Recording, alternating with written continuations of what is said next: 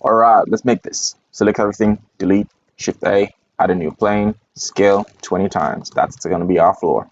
Hit A, add another plane. Good. Grab up to the Z, bring it up a bit. Good.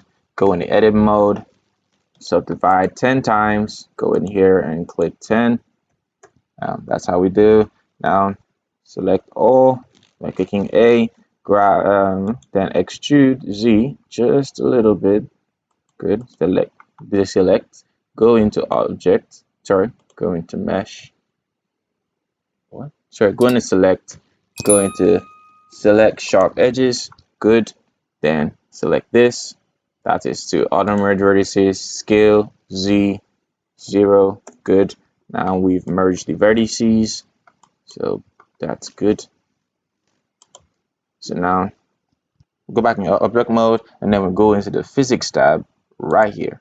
And then we're going to click cloth, and quality of steps has to go 10.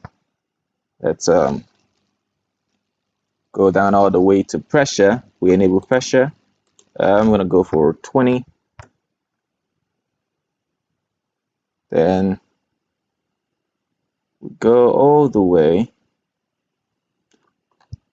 and then go into collisions, quality 5. Change the distance to 0.001. Then you can turn on self collisions, but we don't need that. Then pretty much that's everything. Good. So now let's carry the claw up, grab Z, turn on cavity, both, turn on shadows. Great. Then we click play, and there you go. Whoopsie. Now you select this, add collision, select this, play, and there we have it. Your pillow.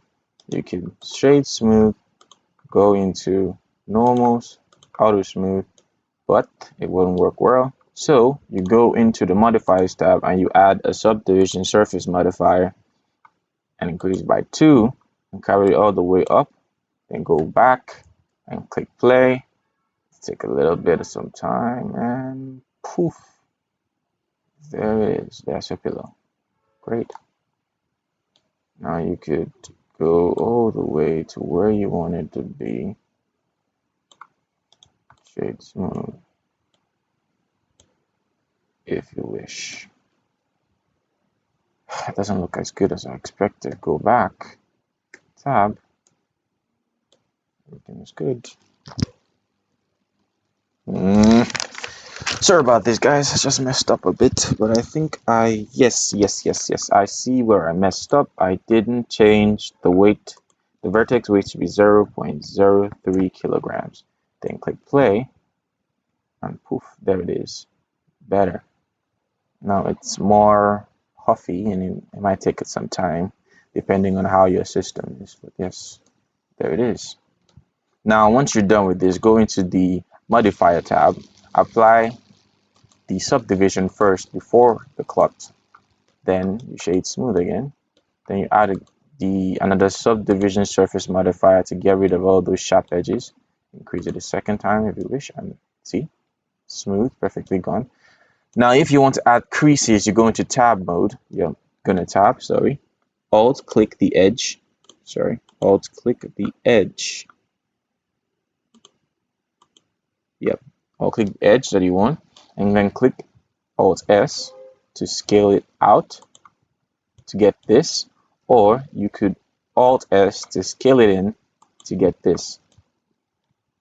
To get some crease, but I think I did too much. Alt S, scale it in just about here. It's not allowed to crease, but I kind of prefer the alt S outwards. Tab, and there we go. And there you have your pillow. All right, guys, thank you. But you think, no, we're not done. We're done. We are not done. All right, now let's add some material to this to like finish up the entire look of a pillow. So now we're gonna separate this by clicking on the edge and dragging to the left, and changing this to shader editor. Clicking N to get rid of this.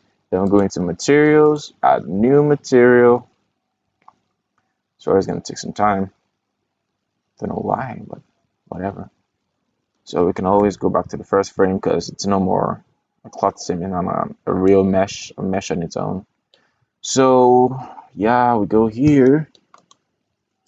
What are we gonna do now? Yeah, we're gonna add an image texture. If you have Node Wrangler enabled, you could always just click control blah blah blah. Oh, I'm losing my train of thought here. Sorry. You could always just click Control T and then you could bring this out. But what I want is to be able to select all the materials, the height map, the normal, the roughness, all of them, even the image texture all at once. So I'm going to click Control Shift T. It's going to open up the whole this whole dialog box, and then you go to where you have your materials. Mine is in a folder I call Blend Materials Cloth Textures, and I want this medieval one. So I'm going to select all of them except for the albedo. I don't need that.